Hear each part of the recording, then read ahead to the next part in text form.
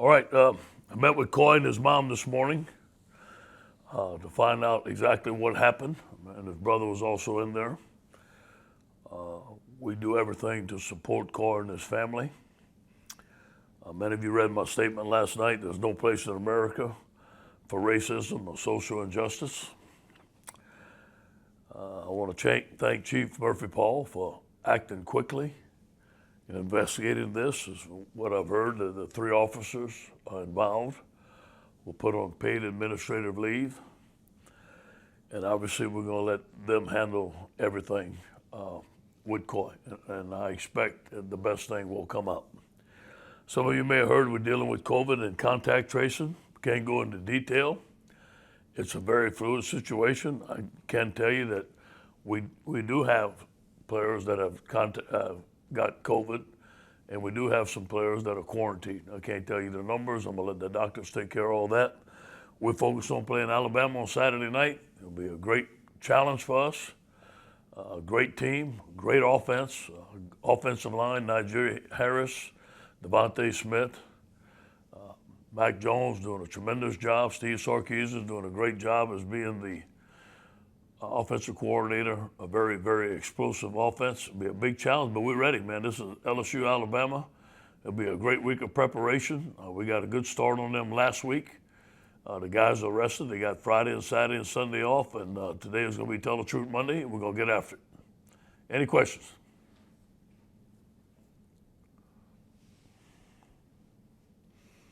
Hey Ed, I know you probably said all you can say about specifics with the quarantine players, but I mean, are there any starters that might be impacted about this? I mean, any people that are you'll have to face on Alabama with this? Say it again now. What was your question? You said some players with COVID. Any potential starters missing for Saturday? Oh, sure, always, yeah. With the people that are in quarantine and COVID, yeah, there's always going to be starters. Yeah, there's starters involved. Is the numbers high enough to consider near the part where you'd appeal to the SEC for, I don't know, postponement or anything like that? I let the doctors and Scott Woodward all handle all that stuff. Those things, those numbers and stuff are very fluid right now. And right now we're planning to play Alabama.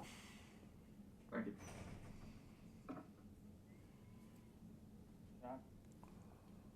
Hey, Coach, good morning. What's up, Jock? I'm all right, man. How are you? Good. Good. Coach, usually this is the most exciting week of the year, right? I mean, everyone's going to use their ticket, the restaurants and the hotels are packed, and college game days coming to town, and really there's probably going to be very little of that this week. I'm just wondering what you're going to be thinking when you run onto the field and there's really nobody there. Well, I'm going to be excited to play Alabama. I know that. And I know what this game means to the university, to our football team, the alumni, to the state of Louisiana. It's our biggest rivalry. It's a great challenge. Obviously, Alabama is a great team. So we're going to be fired up, ready to play.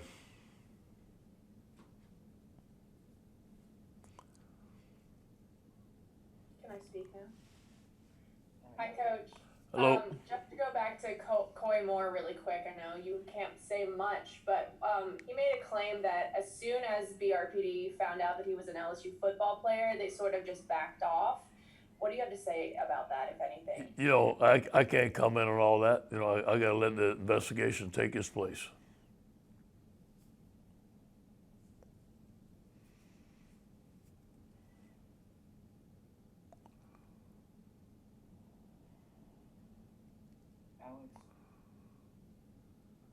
Sorry.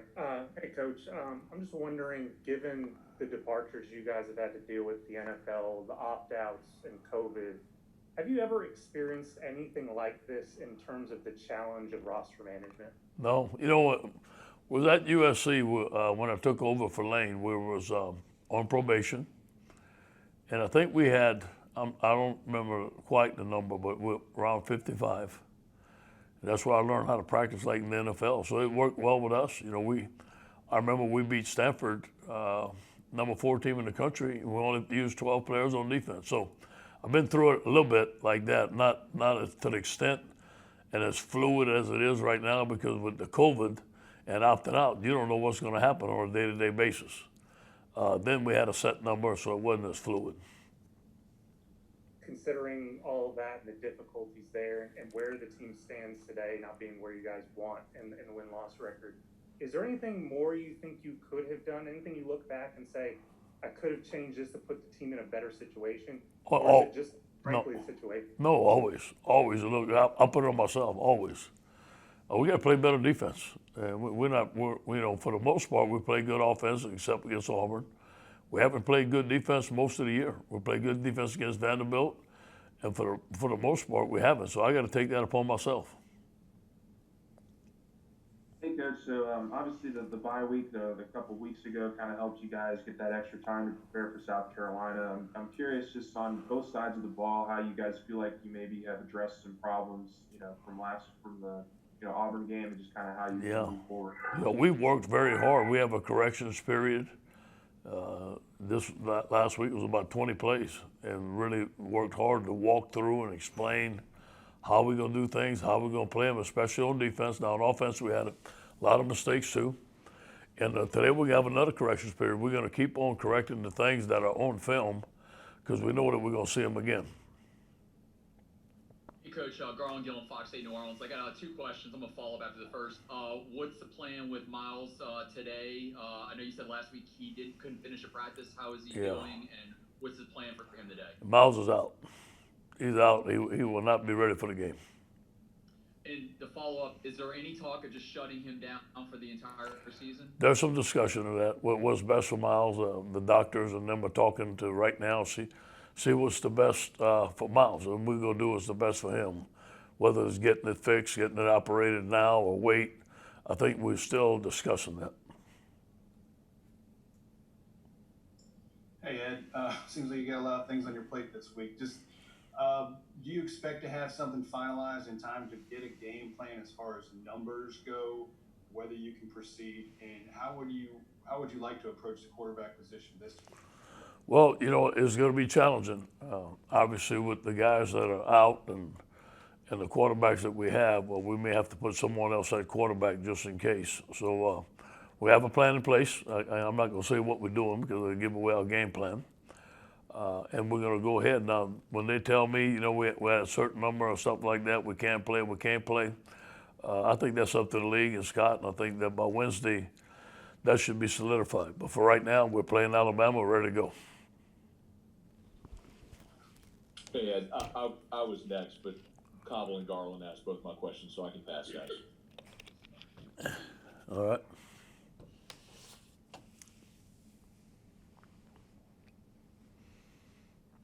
Hey, Ed, I mean, obviously, I guess with the Coy situation, I know, I remember back in August or September, you acknowledged this is something you're learning how to handle. I guess just how has the past 2 months, 3 months kind of taught you how to handle a situation like this with Coy?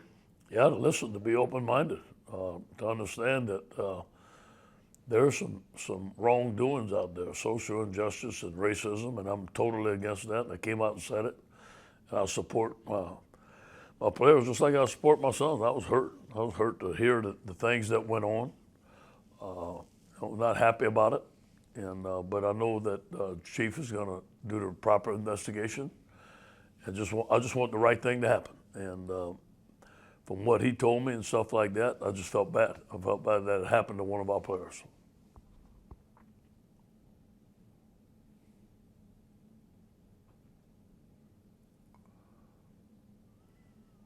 Hey, Coach, can you hear me? Yep.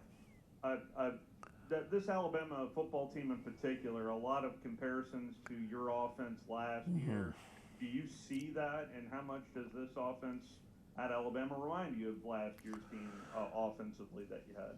A little different, but they're putting up the same numbers. Great players, the quarterback's doing a great job, got a great offensive coordinator, great plan. They're running the football well with Najee Harris. The play action pass, the shots, the deep balls is different from us. We were more of a spread team last year, and they're not as much as a spread team as we were last year, but very similar in the numbers and very effective. Hey, Coach, I'm told Mike Anderson says you're winning 35-28, so we've got you in the win column this week for the game. Is it a case you starting a true freshman quarterback? Is just in case, just let it rip. Let's just go out and just Yeah, just have fun. Or yeah. It's about LSU, man. It's always going to be about LSU. It's not about our opponent. We got a lot of things we got to get better, man. We're trying to shore up stuff every day. Alabama's going to be a big challenge for us, but you know what? We're ready to play. We're going to be physically ready to play. We got to match their physicality. It's going to be a fun night, and yeah, let it rip. Coach, you always try to, frank, but you always try to maintain an optimistic outlook. After last season, and I know internally not everything goes right that we were privy to seeing, but it seemed like so many things went right for you last year.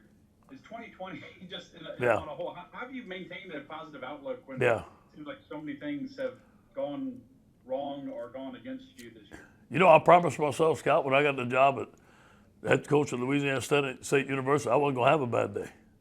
I'm going to come to work. I'm the head coach at LSU, man. That's something I wanted to do all my life.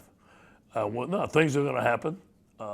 Adversity is going to hit, but I'm going to stay positive because I want my team to know that we're building the championship program. That's what I come to work every day to do. You know, we rank number 3 or number 4 in the country right now in recruiting. We'll address some needs in recruiting. The recruits want to come here. We have some great young players. We got some great old players. We just haven't put it all together yet, but I'm optimistic. We got 5 games left. I look forward to playing great football.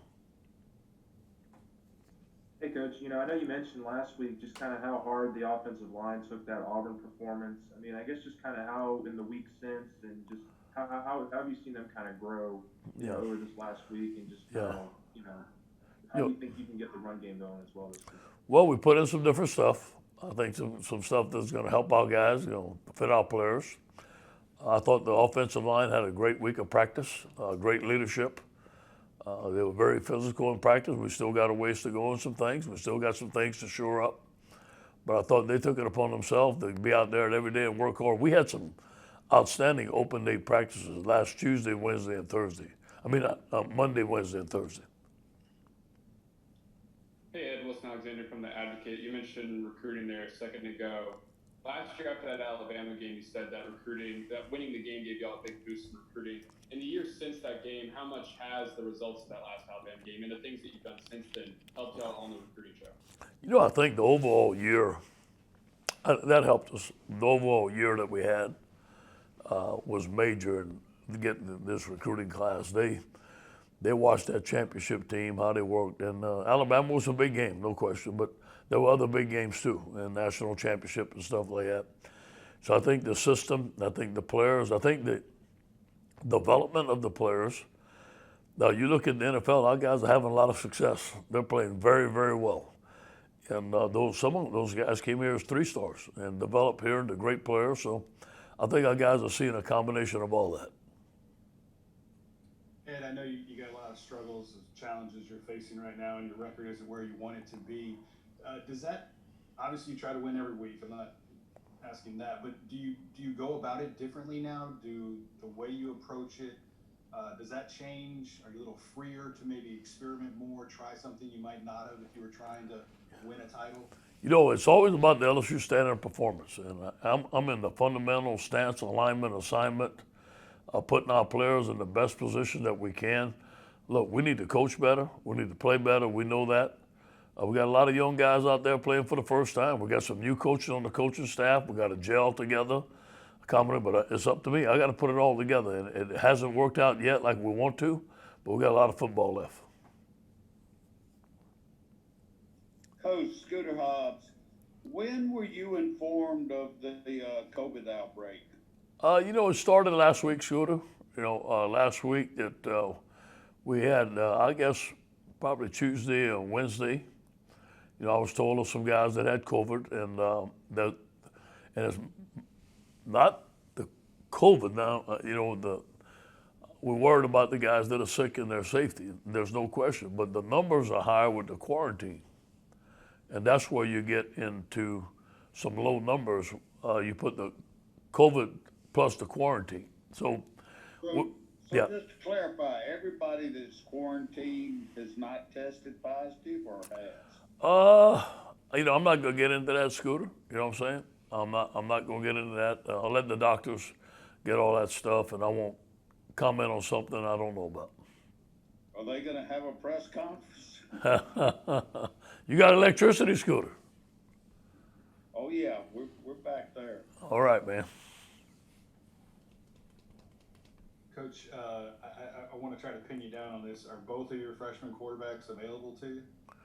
I can't comment on that right now. We have to see what happens. Like I said, this is a very fluid situation, but I will tell you that we're very thin at that position. Thank you. And, you know, back to the recruiting topic, I mean, obviously you had some big recruiting wins recently, and I'm just curious, I guess, walk us through what it's like recruiting during a season where obviously the results on the field aren't what you're hoping, what that dynamic is like, and how the wins kind of can help momentum. Yeah, you know, the communication.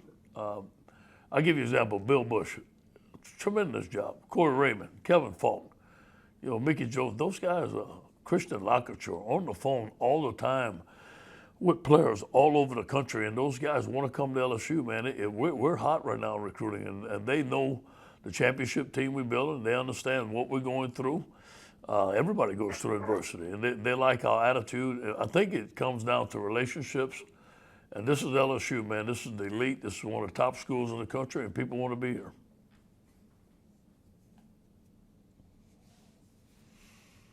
Fletcher, you're up. Coach, this is Fletcher Mackle at WDSU in New Orleans. I apologize for asking another quarterback-related question, but you alluded to the fact that you said you may have to play other guys there. Could you potentially shed some light on who that may be? Maybe somebody like Von Rosenberg with a baseball background? Or He played quarterback last week. He did a good job. But no, Zach is our punter, but you know, he filled in, did some scout team quarterback for us. But you know, we're very thin there. And you know, if I tell you who we're going to move there and stuff like that, it'll give away a game plan, and I can't do that. You know, Ed, I mean, you've talked about this game in the past about how important this is. I mean, obviously the circumstances are so different. I mean, in a year like this, how will you and I mean the program and everybody kind of see this game and in its context after this, regardless of the outcome? Yeah, fight. We got to fight like Tigers. We put 11 men on the field and we fight like Tigers. We're playing. This is LSU, Alabama. We ain't blinking. We're going after it. Coach, this is Josh Sibley with Louisiana Gridiron Football. It seems like the defense hasn't had any problems getting pressure on the quarterback in previous games, but it has had some issue on outside runs and end arounds. Yeah. Have you guys had a chance to go back and look at film and look at that during the bye week?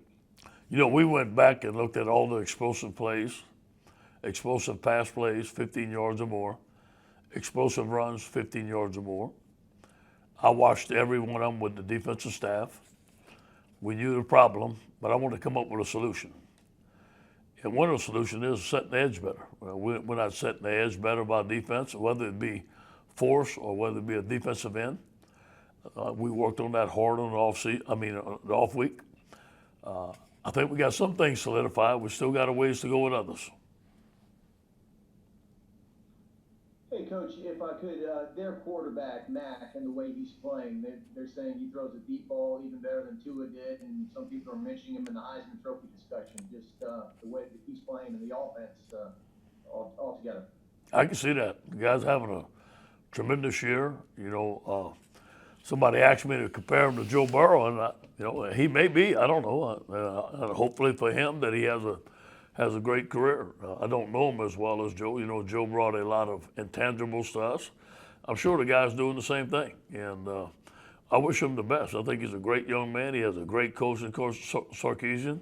Not the best against us, obviously, but it's always good to see guys doing well, and the guy's having a great year. Okay, thank you, Coach. All right.